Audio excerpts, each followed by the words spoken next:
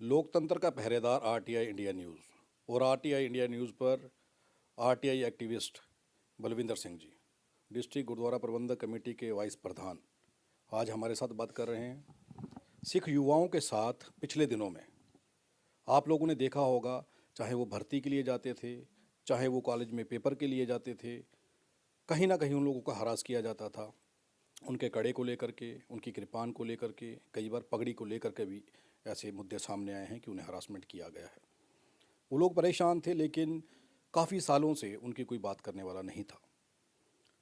RTI activist Balwinder Singh और उनकी team ने क्या किया, जिसके बाद एक सर्कुलर निकला जिसमें अब एक कानूनी अधिकार और कानून के माध्यम से किस तरीके से सिख युवा या सिख लोग जो हैं वो अपने हकों को, अपने कंकारों की हिफाजत करेंगे और उसके ऊपर कोई टिक्का टिप्पणी नहीं करेगा, इस पर बात करने के लिए उनके साथ हैं। स्वागत है सर हमारा। थैंक यू मंदिर, थैंक यू संसार जी, थैंक यू।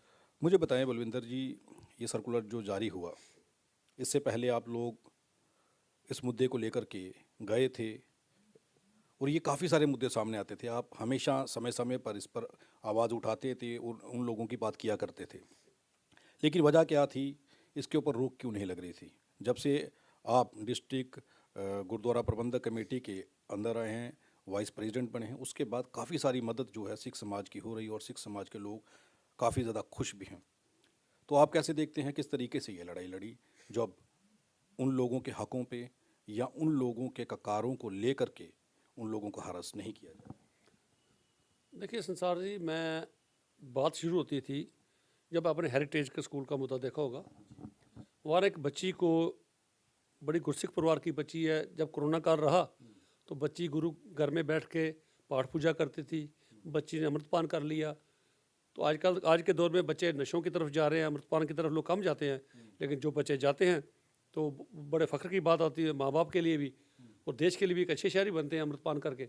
जब बच्ची ने अमृतपान किया तो उसके बाद जब स्कूल खुले, स्कूल जाने लगी, और नेचुरली जब अमृतपान करते हैं बच्चे, उसके बाद फिर सिर नंगा रख के नहीं जाते। जो फर्स्ट डे वो स्कूल गई, कमीज सलवार में गई, तो स्कूल वालों ने उसको कहा जी आपको ड्रेस अपनी चेंज करनी पड़ेगी, ये चीज़ें स्कूल में अलाउ नहीं की जाएंगी। मैं उस वक्त रियासत से बाहर था, मैं अमृतसर था, तो मुझे किसी ने कहा जी ऐसी सी बात हुई है, तो जिसकी बच्ची है वो आपके जान पहचान के हैं। तो मैंने कहा कि ना भी जान पहचान के हों, अगर सिख है, सिख परिवार है, कोई किसी हमारे सिख बच्चे बच्ची के साथ हो, तो ये चीज़ें बर्दाश्त नहीं की जाएंगी। तो जब मैंने तहकीकात की तो पता चला, फिर उसके फादर से बात हुई तो उनसे पता चला, उन्होंने बात बताई, भाई स्कूल वालों ने ऑब्जेक्शन लगाई, भाई आपकी बच्ची का जो कड़ा डाला है मोटा है, कृपान थोड़ी बड़ी है और दुपट्टा सिर पे है, ये अलाउड नहीं किया जाएगा। और जब उसके फादर साहब स्कूल गए तो उन्होंने कहा ठीक है जी, दो बातें मैं आपकी मान लूँगा कि कड़ा मोटा है, इसको पतला कर देंगे। और उसके पीछे संसार जी लॉजिक भी था, क्योंकि स्कूलों में जब बच्चे खेलते हुए किसी के साथ लग सकती है किसी को, तो उस लॉजिक पे मैं भी कन्विंस हुआ, नहीं इस चीज़ पे हम एग्री करते हैं, स्कूल टाइम में आप बच्चा छोटा ही कड़ा पहने, ताकि किसी को खेलते हुए स्पोर्ट्स एक्टिविटीज़ में किसी को इंजरी ना हो। दूसरा उसने कहा जी आपने कहा कृपान का साइज़ ठीक है, मैं वो भी छोटा कर लूँगा, लेकिन जहाँ तक आप दुपट्टे की बात करते हो, मैंने जब इसको अमृतपान करवाया था, जो 5 प्यारे थे उन्होंने भी कहा था बेटा आज के बाद सिर नंगा नहीं रखना, और हमने कहा था बच्ची सिर नंगा नहीं रखना। मैं अपने ही मुंह से बच्ची को अब ये नहीं कह सकता था स्कूल में तू सिर नंगा करके जा। तो ये इसके लिए उन्होंने कहा फिर आप टीसी ले लीजिए बच्चे की। जब मैंने उसको अपने वीर को फ़ोन किया तो उन्होंने कहा भाई जी आप मुझे इस वक्त कुछ नहीं कहना, मैं बच्ची आगे बड़ी हरास हो चुकी है, मुझे टीसी लेने दीजिए, फिर मैं बात करूँगा। जब उसने टीसी ले ली, आके फ़ौरन जब जम्मू पहुँचा सुबह ही उसने कहा जी मैंने टीसी ले ली है। मैंने कहा जो सुबह प्रेस कॉन्फ्रेंस की पहले हमने, उसके बाद सीधा हमने प्रेस कॉन्फ्रेंस करने के बाद स्कूल में जाने का फैसला किया।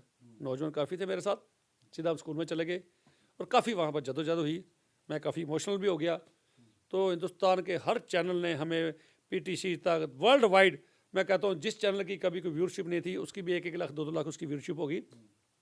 तो शाम को हम वो फैसला करके वहाँ से निकले और बच्ची ने, फिर हमने दूसरे दिन फिर मीडिया लेकर गए, इसलिए नहीं कहने लगे जी दोबारा मीडिया को। मैंने कहा नहीं, मैं एक बहुत बड़ा मैसेज समाज को देना चाहता हूँ। दूसरे दिन मीडिया ले जाने का मकसद ये था पूरी दुनिया में एक मैसेज आए, यहाँ के प्राइवेट स्कूल्स को एक मैसेज आए, पर बच्चों को ये ना लगे कि हम अगर अमृतपान करते हैं हमें हरास किया जाता है, स्कूलों में ह्यूमिलेट किया जाता है।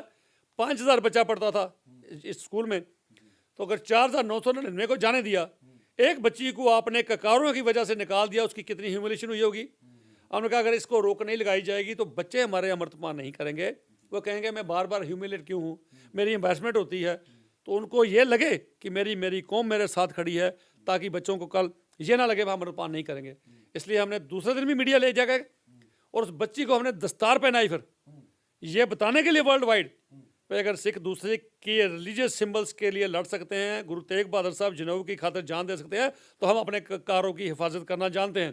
तो हमने उसको जाके मीडिया लेकर के, सारा मीडिया जम्मू का वहाँ पहुँचा, इर्स्पेक्टिव ऑफ कास्ट कलर सब ने वो कवरेज दी, क्योंकि बच्चे बच्चियाँ सबके साझे थे और हर ने समझा पर रिलीजियस राइट्स हैं हमारे, ये वायलेशन नहीं होनी चाहिए।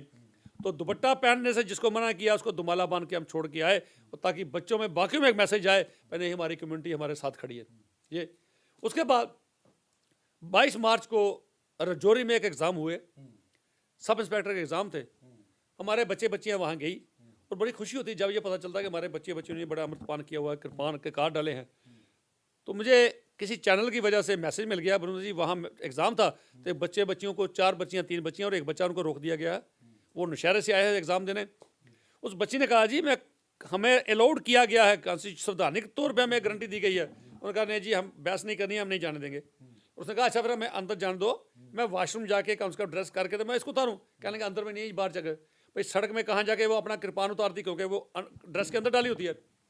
खैर तब तक जब मुझे मैसेज मिला, सबसे पहले फ़ोन मैंने प्राइवेट सेक्रेटरी है प्रणव शर्मा जी एलजी साहब के, मैंने उनको फ़ोन किया तो उन्होंने फ़ोन अटेंड कर लिया। मैंने कहा जी ऐसे इशू हो गया, काइंडली आप इंटरवीन कीजिए इससे पहले कि ये मसला फ्लेयर अप होए, बड़े सेंसिटिव इशू है। और उन्होंने बात को सुना और संज्ञान लिया। फिर मैंने एसएसपी रजौरी से बात की, उसके बाद मैं डीसी रजौरी से बात की।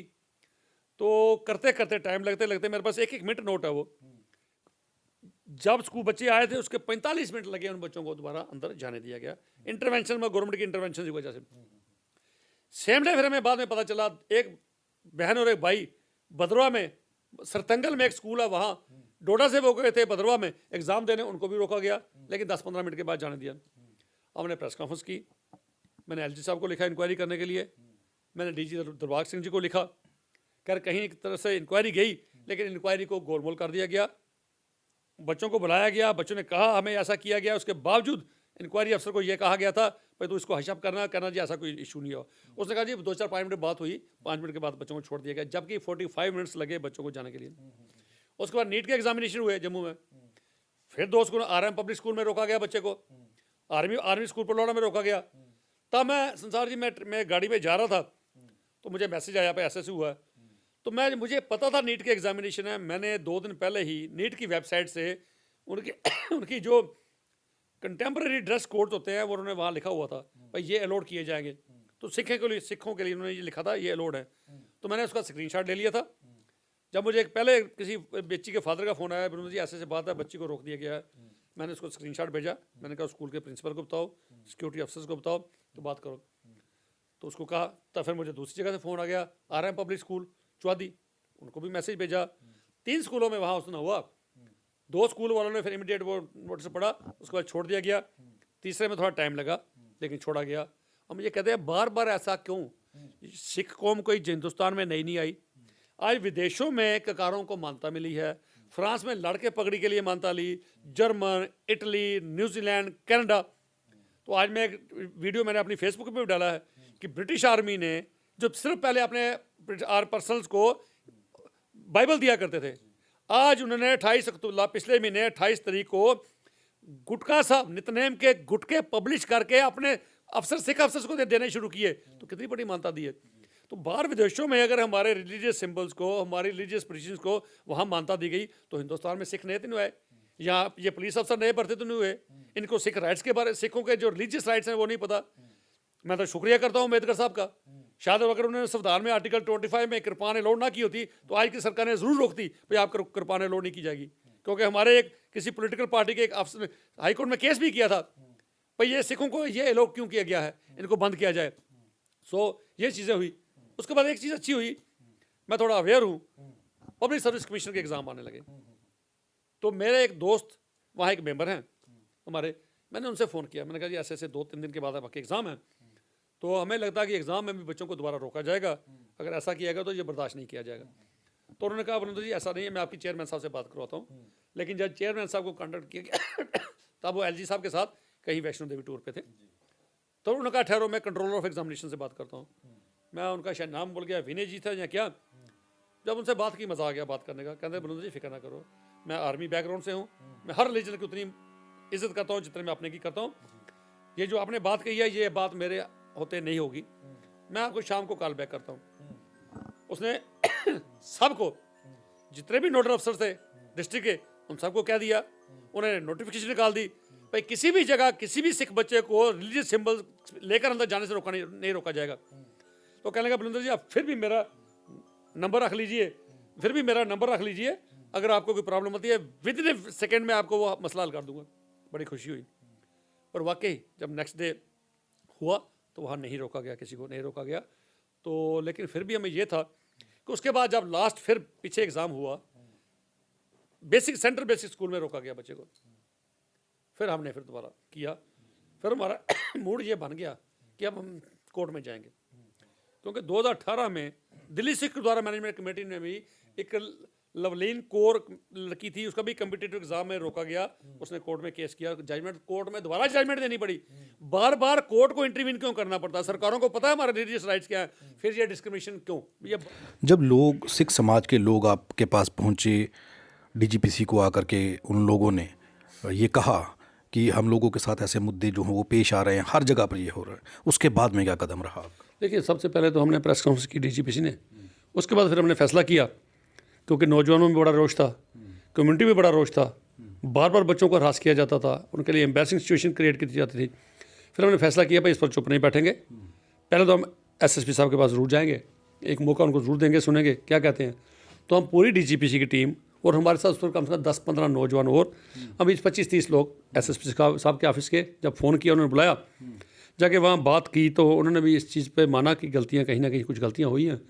तो उन्होंने कहा आप ऐसा कीजिए, हमें कुछ वक्त दीजिए, मैं इसकी डेफिनेटली इसकी इंक्वायरी कराता हूँ। तो फिर भी हमने कहा भाई अगर आप इंक्वायरी नहीं करा सकेंगे तो हमें इस बार मजबूरन केस करना पड़ेगा, कोर्ट में जाना पड़ेगा, 295 के तहत केस करना पड़ेगा, क्योंकि एक बार 2 बार 3 बार आखिर कब तक बर्दाश्त करेंगे? बर्दाश्त का भी कोई लेवल होता है। तो उन्होंने कहा, उसके बाद जब फिर हफ्ते के बाद दोबारा हम उनके पास गए तो उन्होंने कहा जी ठीक है मैंने इंक्वायरियाँ की हैं, अब बताइए क्या करना है। हमने कहा जी एक तो ये चीज़ें होनी नहीं चाहिए, रिपीट नहीं होनी चाहिए थी। फिर उन्होंने कहा आप ऐसे कीजिए, चलिए अब कल डीसी ऑफिस में मीटिंग है, हमारे प्रकाशपुर के ऊपर डीसी ऑफिस में मीटिंग बुलाई थी, वहीं से हम एडीजीपी साहब से मिलेंगे। तो हमने कहा चलो ठीक है, एडमिनिस्ट्रेशन हमारी है, अगर हमारे अफसर्स हमारी बात सुनते हैं तो हमें भी उनके साथ कोऑपरेट करना चाहिए। तो क्योंकि उन्होंने गलती मानी पे कहीं ना कहीं गलती हुई है, हम उसके लिए सारे भी करते हैं। तो एडीजीपी साहब के पास गए, हमारी पूरी डीजीपीसी, हम एडीजीपी साहब के पास, और पूरे इंसिडेंट उनको नरेट किए भाई पिछले 4-5-6 महीने में ये 3-4 बार ये रिपीट क्यों हुए इंसिडेंट। तो जब उन्होंने सुना तो उन्होंने एक चीज़ कही कि भाई आप आज तक मेरे पास नहीं आए, ठीक है, आप मीडिया में गए होंगे, तो हम भी कहीं ना कहीं ज़्यादा बिजी रहते हैं, नई इन चीज़ों को कॉग्निजेंस नहीं ले पाए। अगर आप चलो आप आए हो, मैं आपको एश्योर करता हूँ इन फ्यूचर ऐसा नहीं होगा। तो फिर भी हमने उनको कहा नहीं, इसके लिए कोई ना कोई आर्डर निकालिए। तो उन्होंने कहा चलो अगर आप कहते हो तो मैं डीजीपी साहब दिलबाग सिंह जी को बोलता हूँ, तो वहाँ से एक आर्डर निकलवाते हैं। तो फिर हमने ये रियलाइज़ किया भी उनको आने में शायद भाई जम्मू व श्रीनगर में थे, जम्मू आने में 2-4 दिन लग जाएंगे, लेकिन हमें लोगों को कुछ जवाब देना था। तो जब हमने उनको ये कन्विंस किया पे हमें, फिर वो कहने लगे, मैंने कहा जी कश्मीर में हमें वैसे भी कोई प्रॉब्लम आज तक नहीं आई, कोई केस हमारा पिछले 6 महीने साल से हमें कश्मीर से नहीं आया भाई वहाँ पर स्कूल या किसी कम्पिटिटिव एग्जाम में बच्चों को रोका गया हो। तो जम्मू की प्रॉब्लम है, कहने लगे ठीक है फिर मैं जम्मू प्रोविंस के लिए आर्डर निकालता हूँ। तो हमने चंद्र कोहली जी को भी कहा भाई ये आर्डर कम से कम प्रकाश पूर्व से पहले निकल जाना चाहिए, नहीं तो हमारे लिए मुश्किल होगा लोगों को फेस करना। तो उन्होंने डेफिनेट निकाला, और जब हम वो हमारे प्रकाश पूर्व पे सारे अफसर आए, उसमें एसएसपी साहब थे, एडीजीपी साहब थे, एसपी साहब थे, डिविजनल कमिश्नर थे, डीसी साहब थे, म्यूनसिपल कमिश्नर थे, सारे आए। तब मैं चंद्र कोहली साहब मेरे साथ बैठे, तो मैंने उनको पूछा कि हमने लोगों को कुछ कहना है बताइए। कहने लगे हाँ हमने ऑर्डर कर दिया। तो उन्होंने ऑर्डर की कापी मुझे बताई, और पहले तो ऑर्डर की कापी काफ़ी देर हमने पास रखी। फिर नौजवानों ने कहा भाई आप हमें कापी तो दीजिए, कम से कम हमें तसल्ली हो। तो उनकी तसल्ली के लिए फिर हमने कापी उनसे शेयर की, और अच्छा लगा कि अब ये कापी है। उम्मीद करता हूँ जो आश्वासन हमें डीजीपी साहब ने, मुकेश सिंह जी ने दिया है, बड़े सीनियर आदमी हैं, सीनियर पुलिस अफसर हैं और बड़े काबिल हैं, तो उनकी बात पे हमें पूरा भरोसा है। और उन्होंने कहा आप मेरा फ़ोन नंबर ले जाइए, और हमारा नाम भी उन्होंने फीड किया, प्रधान साहब का, मेरा, बाकी मेंबरों का भी। उन्होंने कहा कभी आपको इस मुद्दे पे अगर कोई बात हो, कोई प्रॉब्लम आए, इमीडिएटली मुझे फ़ोन करो, मैं किसी भी मीटिंग में बैठा हूँगा तो मैं आपका फ़ोन अटेंड करूँगा और इस मुद्दे को मैं हल करने की कोशिश करूँगा, ऐसी कोशिश करेंगे ऐसी प्रॉब्लम आपको ना आए। तो वो लेटर की कापी मेरे पास पड़ी है, और मैं अपनी कम्युनिटी के लोगों से भी ये कहना चाहूँगा कि इन फ्यूचर भी आपको कहें कि DGPC आपकी इलेक्टेड बॉडी है, आपने चुन के भेजा है। और मैं समझता हूँ पूरी जम्मू पूरे प्रॉमिस की ना, जम्मू की DGPC की थोड़ी सी इंपॉर्टेंस ज़्यादा बढ़ जाती है, क्योंकि कैपिटल होने की वजह से सारे ऑफिस यहाँ पर हैं, तो बाकी DGPC हमारे साथ रहती हैं हमेशा। हम ये कहते हैं कि कभी भी किसी DGPC को कहीं कोई प्रॉब्लम आती है तो हम जम्मू वाले उनके साथ खड़े हैं। जैसे रियासी में गुरुद्वारे की प्रॉब्लम थी, हम उनके साथ खड़े हुए। 38 साल का जो गुरुद्वारे का कब्जा था, सब हमने मिलके, क्योंकि अकेले शायद वो भी नहीं कर पाते, तो हम भी अकेले उनके साथ जब मिलके काम किया तो उसका रिजल्ट निकला। इसलिए मैं सबसे अपने देखने वाली संगत को, अपने बच्चे के पेरेंट्स को, सबको कहना चाहता हूँ कि अगर कभी लगे कि जम्मू कश्मीर में कभी किसी को कोई प्रॉब्लम आई है, किसी भी जगह रिलीजियस सिंबल की वजह से बच्चों के साथ डिस्क्रिमिनेशन की गई है, किसी स्कूल में की गई है। इस बार महारानी चांद कौर के समाज में गुरुपुर पे भी मैंने अपने प्राइवेट स्कूलों को वार्न किया था, भाई हम मर्यादा में रहना जानते हैं, आप भी कॉन्स्टिट्यूशनल दायरे के अंदर रह के बात कीजिए, कभी हमें मजबूर मत कीजिए कि हमारे बच्चों के साथ कॉन्स्टिट्यूशन में जो हमें मान्यता दी गई है, जो फ्रीडम दी गई है रिलीजियस राइट्स रखने के, सिंबल रखने की, उसकी वायलेशन आप भी ना करें। अब अगर आप उसकी वायलेशन करेंगे तो फिर शायद हमारी पेशेंस खत्म हो जाएगी, फिर हमें आना पड़ेगा कहीं ना कहीं आपको टकराव में। सो अब मैं समझता हूँ कि प्राइवेट स्कूल भी ऐसा दोबारा नहीं करेंगे, और सरकार की तरफ से तो ये आर्डर आ गया। और मैं सब संगत को भी कहता हूँ, कभी किसी को प्रॉब्लम आती है, हमारे नंबर अपने साथ रखिए, डिस्ट्रिक्ट कमेटी के नंबर साथ रखिए, हमें फ़ोन कीजिए, इमीडिएटली आपकी इस प्रॉब्लम को नहीं आने देंगे, ताकि बच्चों को भी ये ना लगे कि अगर हम अमृतपान करते हैं कि हमारे साथ डिस्क्रिमिनेशन की जाएगी, स्कूलों में हरास किया जाएगा। बिल्कुल नहीं किया जाएगा। हम दावे से कहते हैं कि हमें संगत ने मैंडेट दे के भेजा है। जम्मू डिस्ट्रिक्ट की बात करूं, 2.5-3 लाख सिख हैं, 2.5-3 लाख सिखों ने हमें मैंडेट दिया हुआ है, और उनके मैंडेट पे पूरा खरा उतरेंगे। उनके किसी किस्म के साथ उनके साथ डिस्क्रिमिनेशन नहीं होने देंगे। सरकार की तरफ से, स्कूलों की तरफ से, किसी सिक्योरिटी एजेंसी की तरफ से सिक्योरिटी के नाम पे हमारे ककार के साथ कोई छेड़छाड़ करेगा, उसको बर्दाश्त नहीं किया जाएगा। बाकी पूरे बच्चों के जो अमृतधारी बच्चे हैं, अमृतपान करना चाहते हैं, बड़े फ़ख्र से कीजिए, बेफिक्र होकर कीजिए। उनकी सारी कम्युनिटी उनके पीछे खड़ी है। किसी के ऊपर कोई आंच आएगी तो हम सारे तन मन धन के उसके साथ खड़े हैं। किसी के ऊपर इस किस्म की दोबारा उसकी एम्बारसिंग सिचुएशन नहीं होने देंगे, उसके साथ डिस्क्रिमिनेशन नहीं होने देंगे, हम उसके साथ खड़े हैं। बलविंदर जी, मेरा आखिरी सवाल है, ये भारत है और भारत के अंदर सिखिज़्म का जन्म हुआ है। उन देशों में, जिन देशों में सिख कुछ साल पहले या कुछ 100 साल पहले गए होंगे, वहाँ पर उन लोगों को पूरे राइट्स दिए जाते हैं, और उसके इज़्म की किस तरीके से रक्षा करनी है वहाँ की सरकारें भली बाती समझ रही हैं और उसे कर भी रही हैं, लागू जो कर रहे हैं कानून वो कर रहे हैं। भारत के अंदर सिखिज़्म का जन्म हुआ और भारत के अंदर ही ये घटनाएं होती हैं। क्या समझते हैं कारण क्या है? ऐसा नहीं है कि किसी को नहीं पता कि सिख कौन है, सिख कहाँ से आए, सिखों ने क्या किया है, सारी हिस्ट्री सामने है, इतिहास सामने है, फिर भी ये घटनाएं होने का कारण क्या है? किस मानसिकता के वो लोग होते हैं जो उस घटनाओं को अंजाम देते हैं? देखिए, मैं सियासत से काफ़ी दूर रहता हूँ, सियासी टिक्का टिप्पणी नहीं करता, लेकिन फिर भी कहीं ना कहीं लगता है कि देश में सियासी पहरेदार बदलने से कुछ चीज़ें भी बदलनी हैं, क्योंकि हमें पहले ये प्रॉब्लम कभी आज तक नहीं हुई। आज ऐसा क्या हो गया कि सिख ने नहीं, जैसे मैंने कुछ सिख एलियंस नहीं हैं, सिख बाहर से नहीं आए।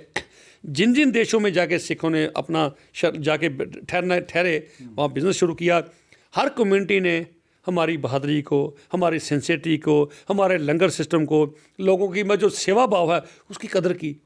तो उसकी कदर करते हुए उनको हर जगह जगह पे गुरु नानक साहब के नाम की लेन के नाम रखे गए, हमारे शहीदों के नाम पे लेन के नाम रखे गए। इतना सत्कार मिला। हमें यूके में, हमारे जम्मू के बच्चे हैं, यूके आर्मी में कृपान पूरे 5 ककार डाल के यूके आर्मी भी जाते हैं। हाँ, कुछ देशों को समझने में कुछ टाइम लगा। जैसे फ्रांस में पगड़ी के लिए जंग लड़नी पड़ी और वहाँ फाइनली जीते। इटली में हमें रिकॉग्निशन मिली है, हम 5 ककार रख सकते हैं, गवर्नमेंट सर्विस में भी 5 ककार रख सकते हैं। न्यूजीलैंड में हमारे बच्चे हैं, कनाडा में हमारे बच्चे हैं। तो ऐसा क्या हो गया संसार जी? ऐसा क्या हुआ कि भारत में ही आके भारतवासियों को, जिस भारत को आज़ाद कराने में 92% कुर्बानियाँ सिखों की हों, अंडमान निकोबार में चलिए, काले पानी की वहाँ जाके लिस्टें देखिए, सिखों ने कुर्बानियाँ की हों। जब किसी कोई हिंदुस्तान में किसी नॉर्दर्न इंडिया में खास करके किसी को वो प्रॉब्लम आती थी ना, तो गाना गा के कहते थे जाई जाई में वीरा कच्छ वालिया, जाई मेरी रन बसरे नु गई। मैं किसी की बहू बेटी भी किसी पे कोई आँच आती थी, सिखों को दूर से पहचाना जाता था, अब इनको बुलाओ, ये हमारी सेवा करेंगे, ये हमारे प्रोटेक्टर हैं, ये हमारे सेवियर हैं। आज ऐसा क्या हो गया कि उनको नहीं पता संविधान में सिखों को क्या गारंटी दी गई है। आज ऐसी जब ये चीज़ें बार बार रेपिटेशन होती है, फिर कहीं ना कहीं लगता है या तो सरकार जानबूझ के हमारे बच्चों को अमृतपान से दूर रखना चाहती है कि बच्चों को ह्यूमिलेट करोगे, बच्चों को स्कूलों में ऐसे विक्टिमाइज करोगे, कृपान के नाम पे, कड़े के नाम पे, दस्तार के नाम पे, तो बच्चे ह्यूमिलेट होंगे। बच्चे घर वालों को कहें जी हमने अमृतपान नहीं करना, तो ये सिक्खी से दूर होंगे, अपने गुरु से दूर होंगे। लेकिन सरकार की कहीं ना कहीं ये गलतफहमी है। आज भी अगर पंजाब में जाके देखे, अगर कहीं कोई मूवमेंट शुरू हुई है तो 100 नहीं, 1000 नहीं, लाखों की तादाद में लोग अमृतपान करने के लिए निकले हैं। तो अगर ज़्यादा किसी को क्रश करने की कोशिश करोगे ना, तो वो क्रश नहीं होंगे और ज़्यादा बढ़ चढ़ कर और ज़्यादा निखर के आएंगे। सो इन चीज़ों से अब बच्चे अमृतपान करना बंद नहीं करेंगे, तब तक बच्चों के पास हम उनके पीठ के पीछे खड़े हैं। अपने बच्चों के साथ ऐसी बेइंसाफ़ी नहीं होने देंगे, अपनी जान ख़त्म करा देंगे, लेकिन बच्चों के साथ आइंदा दोबारा ऐसी बेइंसाफ़ी नहीं होने देंगे। अगर अब इस आर्डर के बावजूद किसी के साथ बेइंसाफ़ी हुई तो डेफिनेटली उस शख्स को कोर्ट पे ले जाके लोग कोर्ट में जो बनती कार्रवाई इसके ऊपर वो कराएंगे। आज के बाद किसी आर्डर की इंतजार नहीं करेंगे। ये हम सरकार को भी कहते हैं, ये आर्डर हमारे लिए फाइनल है, क्योंकि बड़े सीनियर अफसर ने दिया है, हमें उन पर पूरे इंटेग्रिटी पे बिल्कुल डाउट नहीं है, बिल्कुल भी डाउट नहीं है, सिंसियरिटी से उन्होंने दिया है, हमें उम्मीद नहीं होगा। इसके बावजूद अगर किसी ने किया, फिर मैं समझता हूँ डेलिबरेटली किया, फिर उस शख्स को नहीं छोड़ा जाएगा। लीगल जो कोर्स होगा, क्योंकि हम लॉ अबाइडिंग है, well with in the constitutional framework काम करना जानते हैं, अपनी मर्यादा को जानते हैं, हमारी मर्यादा के अंदर रह के बात करना जानते हैं। अगर फिर उसकी वायलेशन होगी, फिर इस बार उसको स्पेयर नहीं किया जाएगा, फिर उसको कोर्ट ऑफ लॉ में उसको पहुंचाया जाएगा। धन्यवाद बलविंदर जी हमारे साथ बात करने के लिए। हमारे साथ डिस्ट्रिक्ट गुरुद्वारा प्रबंधक कमेटी के वाइस प्रधान बलविंदर सिंह और आरटीआई एक्टिविस्ट अकेले जंग लड़ते रहे हैं, लेकिन अब वो वाइस प्रधान हैं। अब उन्हें सिख समाज की जिम्मेवारी भी उनके कंधों पर है, वो लड़ाई लड़ रहे हैं। ककारों की जिस तरीके से हरासमेंट बच्चों को किया जाता था ककारों को लेकर के, वो लड़ाई वो जीत चुके हैं। दूसरी बात ये कि ये भारत है और भारत के अंदर संविधान से, कानून से ये देश चल रहा है। संविधान के अंदर जो लिखा गया है, जिसे जो अधिकार दिए गए हैं, उससे ये देश चल रहा है। लेकिन उसकी जो संविधान के दिए हुए हक हैं, जब उसे कहीं ना कहीं दबाने की, उससे किसी समाज को वंचित रखने की कोशिश की जाती है, तो फिर उसका आक्रोश, उसकी आवाज़ मीडिया के सामने आती है। तो ये कारण है कि भारत के अंदर दो तरीके के कानून